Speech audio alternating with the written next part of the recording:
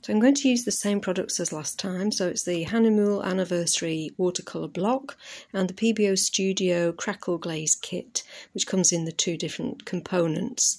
So this is the block with the paper that is sealed down the side, so we'll end up with a nice finish, we won't end up with cockling. And I've prepared paper in two sections because I'm going to do two different types of test on this. On one side I'm going to use just the crackle paste, and on the other side I'm going to use the crackle paste plus a couple of different grounds.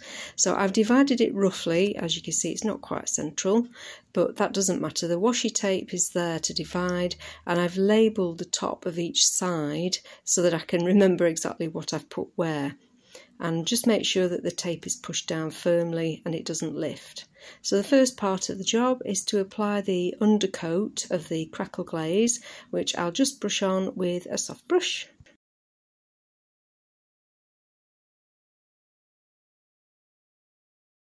So that's now done, both sides are coated, and now once it's dry we can actually apply the paste itself. So I'm putting it on fairly thick towards the bottom of the page, and now I'm going to spread it slightly thinner towards the top so we can hopefully see the different types of crackle that we can get. The thicker you put the paste on, the wider the cracks will form, and obviously the thinner the less. Now these are the two grounds I'm going to put onto this side. On the right hand side I've sort of put it into two sections. The top part I'm actually going to use a white watercolour ground, and the bottom is going to be a clear. Now you can see that the lumps that I've got here are quite large and very fragile, so I'm going to address that in a little while. So I'm just applying the watercolour grounds, the two different types now.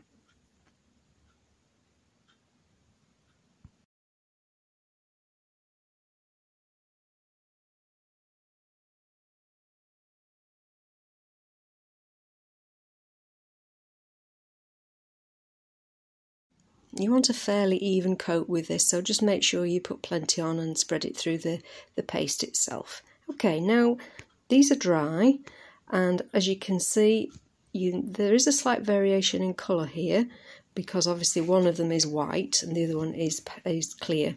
On this left hand side it's really quite flaky, but I've actually done my best to adhere it to the paper, and I will tell you a little bit later about what I've discovered. So I've done my little splash practice, which is just on plain watercolour paper for the colours that I want to use for this particular project. And I'm going to be using the usual standard watercolour paints, so not inks, just paints. That's my trusty water spray, and I'm just going to try and do both sides fairly equally to start to get an idea of how this is going to work. So I'm just applying a nice sort of red colour, brick red colour. I will give all the paints later on in the comments. So I'm just washing it in, just starting to get that movement into the crackles, and we'll see how this experiment goes.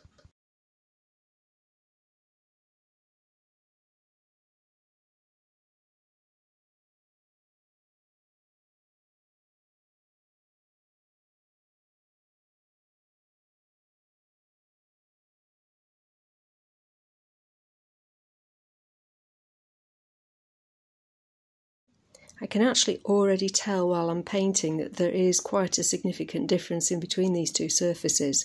And the one on the right with the two different types of ground, I'm having trouble actually getting a clean line. The crackle's actually working very crackly, which is great, but it's actually quite distracting from the painting, and I'm finding that the paint isn't working quite as vibrantly as it is without the ground on the left hand side, so it's interesting. I just want to make a rough sort of plant pot shape here.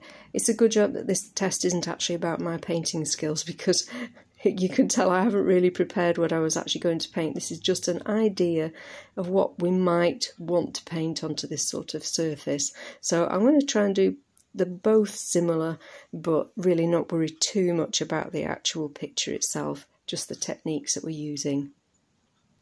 So I've applied the first sort of layers of paints here, and I think you can see that there's already quite a difference between the two. And now I've gone back in with some more paint and added a little bit more detail into them both. The one on the left to me still has a lot more vibrancy to it, a lot more clear colours of the watercolours, whereas the one on the right at the top is not so bad, but at the bottom where the clear ground is, it's very brush marked and not my idea of a good surface, unfortunately. So here I have another small piece of watercolour paper fastened to a board, and I'm hoping that this will provide us with a solution, and I'm going to tell you exactly what I'm going to do with this part. Aye, so having tried that little bit of an experiment with the watercolours on the different types of crackle paste surface, the bare crackle paste, the two different types of watercolour ground, I've done a little bit more research and found an explanation why the paste has broken away in a few areas. And it seems that the best thing to do if you're using a porous surface such as paper is to actually apply a layer of gesso first. So I have done that with another sample piece, then I've put the preparatory gel and then the crackle paste on top, and so far it does seem to be holding up quite nicely, and I'm going to give this a paint now and see what we get as a result. And I suspect that the first painting that I did only used very small sections of the crackle paste, so they were literally just sort of areas rather than a large area, which is what we did with these watercolours. So this is worth experimenting with, and it's worth finding out what works the best. So I will show you the results very shortly. So I'm just going to brush on some water first of all, and I'm just going to make a very, very rough sort of countryside scene. So in with a little bit of turquoise and some ultramarine just to give a bit of a sky. And I can see it's soaking in really nicely into the crackle paste now. And this, remember, has no ground on it at all. It is just the crackle paste, and it's really working quite nicely. I'm very happy actually with what's happening so far. So I'll continue in this way, and I will add a few more details as we go along, and you'll see exactly how I work this picture, and watch till the end to see the results.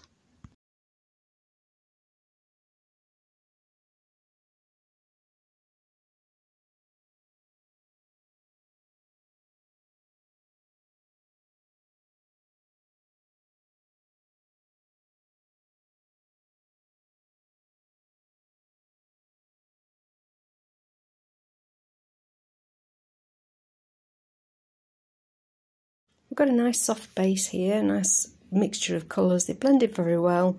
So while it's still damp, I'm actually just going to add in a few little grassy details which will disappear because they're still damp, but actually that's okay because it gives an idea of something in the distance. So maybe this is just a little cornfield or a flower field, and now that it's dry, the paint is going on obviously a lot more thickly, and it's actually just sitting nicely on the surface of the crackle paste.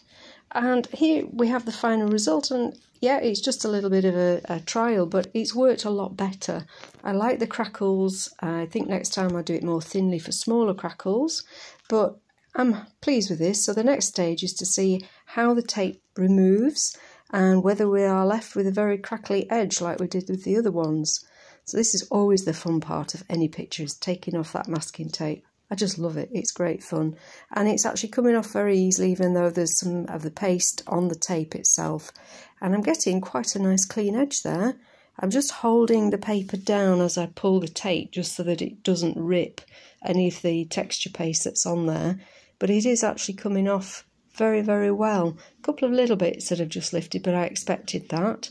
But on the whole, yeah, this has worked really well, and I would definitely recommend putting a coat of gesso underneath the painting on watercolour paper before you use the PBO crackle paste, or probably any other crackle paste. Yeah, makes a nice little picture, that. I will spray that with some matte varnish, and I think that will fit really quite nicely into a frame or just to keep as a reference. So, I hope you've enjoyed that.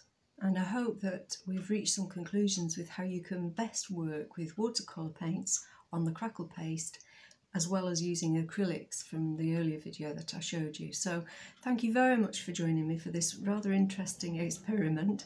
It's taught me a lot as well, and I hope it will inspire you for your onward art journey. I look forward to seeing you next time. Please don't forget to hit the usual buttons, and I will see you soon. Thanks a lot. Bye bye.